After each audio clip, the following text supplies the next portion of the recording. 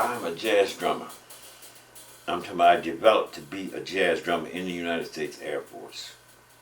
And my cousin Johnny Kirkwood had showed me the method of swing, downbeat in the swing. This is downbeat. 1, 2, 1, 2, 3, 4, 5. He said that's all downbeat. See?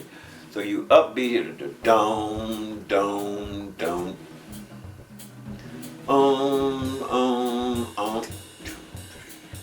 1, 2, 3, 4, boom.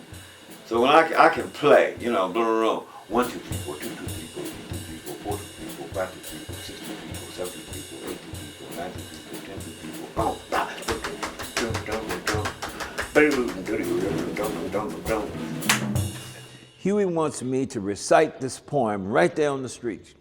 And he's telling Weasel, one of our other student friends, you don't understand, Huey said, you don't understand, Bobby is a natural spokesperson.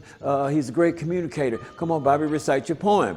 I said, man, I don't want to recite no poem up here at night on the streets like this. And Huey's insisting that I do that. So we walk a whole nother block, and we walk to this sort of a sidewalk cafe area. It's a regular cafe, but they got some chairs outside on the sidewalk. And we stop, and Huey says, come on, Bobby, man, I got a show. I says, okay, I'll recite the poem. So I stood by the parking meter. So I says, Uncle Sammy called me full of Lucifer.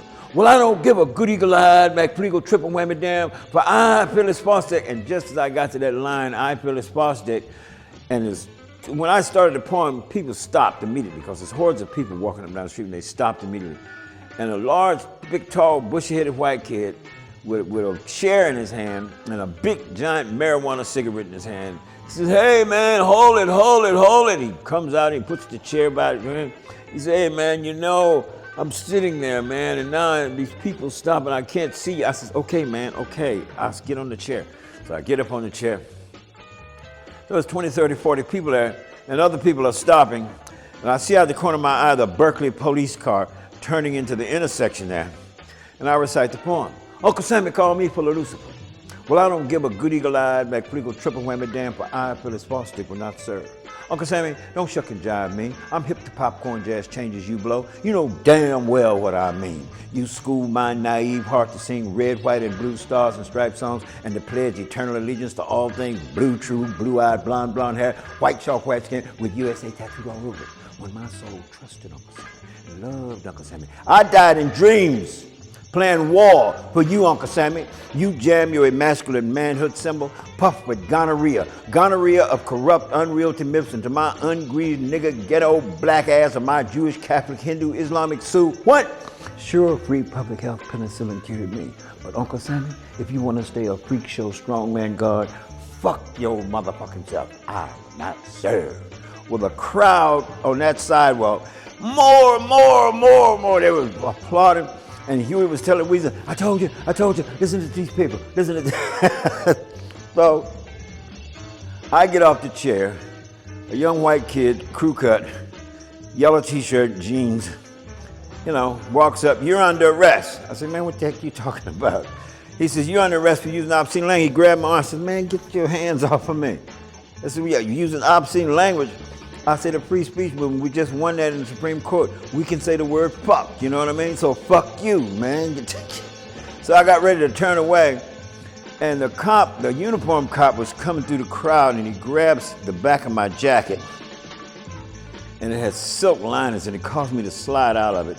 And I'm stumbling back, and yellow t-shirt, this guy's a cop, but he never showed a badge. I don't know who he is. He tackles me. His head in my stomach, boom, knocks the air out of me, and we're tumbling on the ground. I almost got up and got away, and then somebody else grabbed me and hit me on the ground, and the yellow t-shirt and 2 or 3 guys are on me.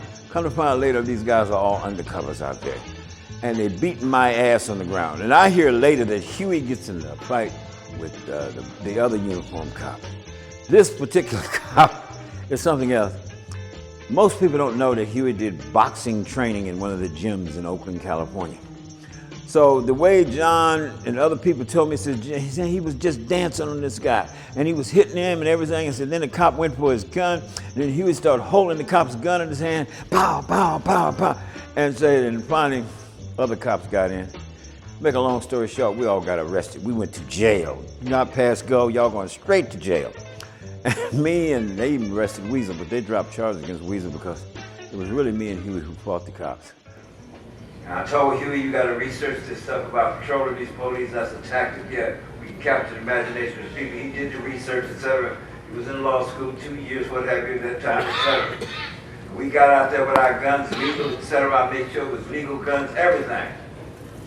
And the cop said, "You have no right to observe me."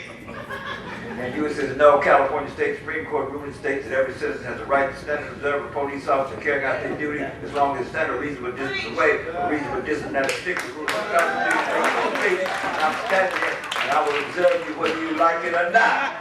And some sister on the sidewalk says, "Well, go ahead on and tell it, brother." And the cop says, "Is that gun loaded?" Huey said, "If I know it's loaded, it's good enough."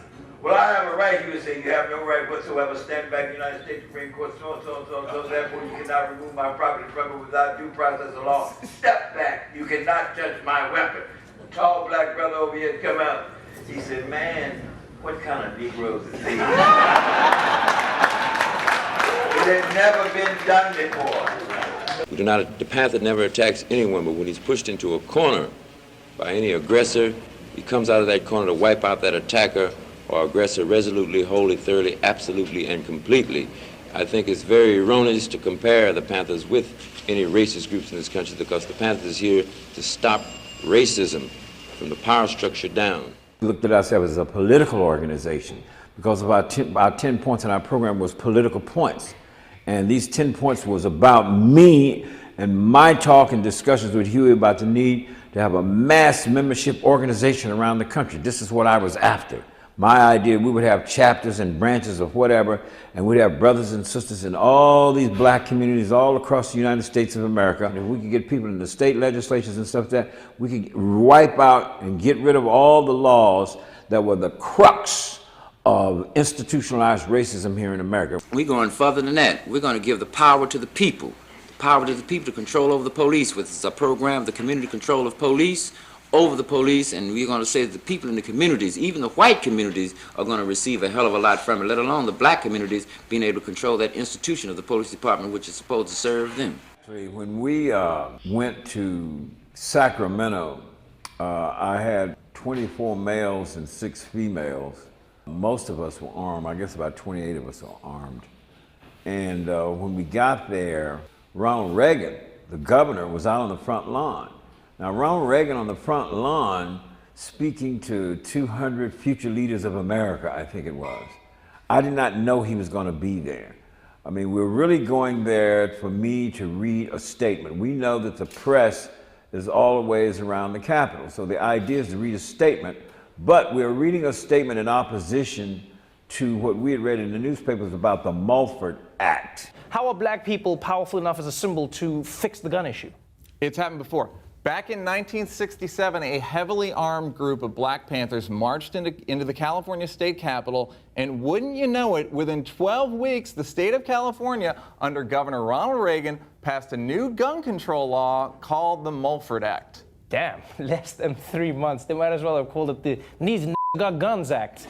And the Mulford Act was about trying to stop us, the Black Panther Party, from carrying guns, observing police. Elder said at the last moment, we're going to Sacramento tomorrow. Do you want to go? And I said, yeah. He said, well, you have to be here at 7:30.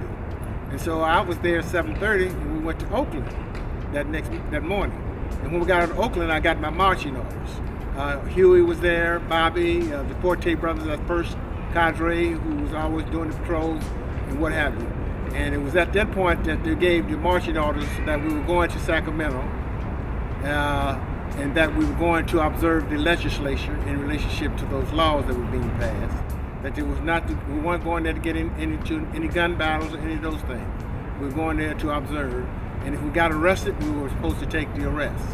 The Black Panther Party for Self-Defense calls upon the American people in general and the black people in particular to take careful note of the racist California legislature, which is now considering legislation aimed at keeping the black people disarmed and powerless. At the very same time, racist police agencies throughout the country are intensifying the terror, brutality, murder, and repression of black people. At the time, this kind of banister wasn't here. The guard stood here, but there was a swing gate, and the press somehow or another were able to get behind him. And they were all trying to crowd over there and crowd over here, and they literally knocked the guard down. Because by the time I got here, the guard says, "Hold it." And I said, "What is this? You deny a person's constitutional right? Don't we have a constitutional right to observe the assembly making laws," or something to that effect? Well, by that time, these press reporters trying to get a shot of everything. You have to imagine there's 50 press people. They knocked the guard down. So I stepped over and they picked him up. And then I noticed a couple of assemblymen that sort of got into their desks or were hiding away from it. And I says, "Hey, you guys, I'm sorry.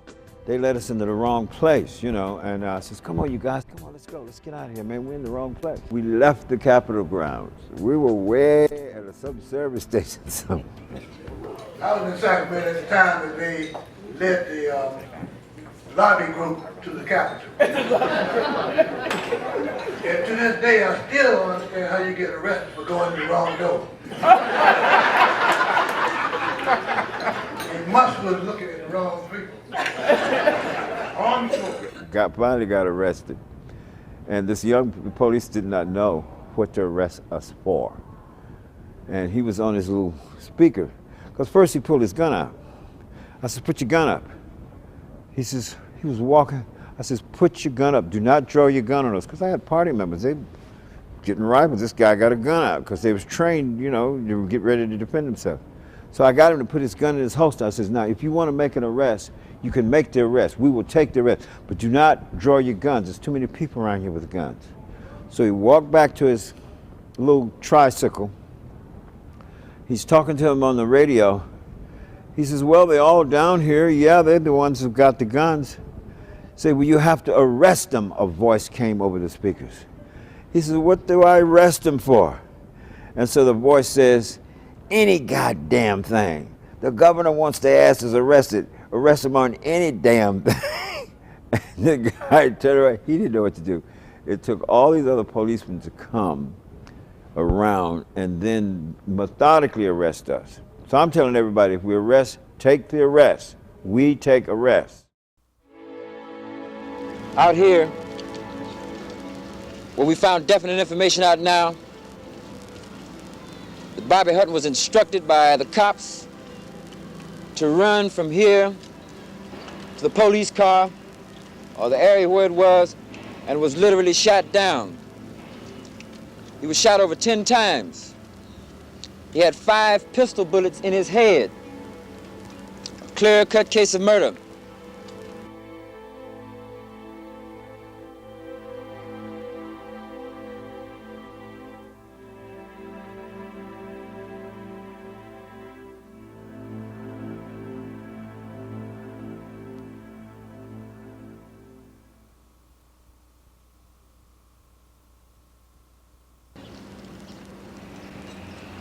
All black people,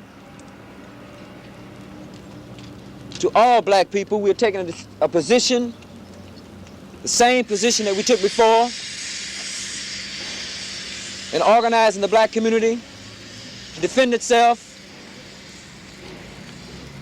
for retaliation, maximum retaliation, as our Minister of Defense says, against all racist, aggressive attacks on the part of the racist power structure or anyone else who attacks any member of the black community, any racist who attacks any member of the black community. Black people are now to organize in a fashion where we have maximum retaliation against all forms of racist, police brutality and attacks. Revolution is not about a need for violence. You know what revolution is about, a need for? Re-evolving more political, economic, and social justice empowerment back into the hands of the people. Re-evolving more political, social, and economic justice back into the hands. That's what revolution is about. You know, that's what the Egyptians were trying to do. Those young people, I love that those young students got out there and educated those people, had that 10 million people in the country rallied. I mean, I said, whoa.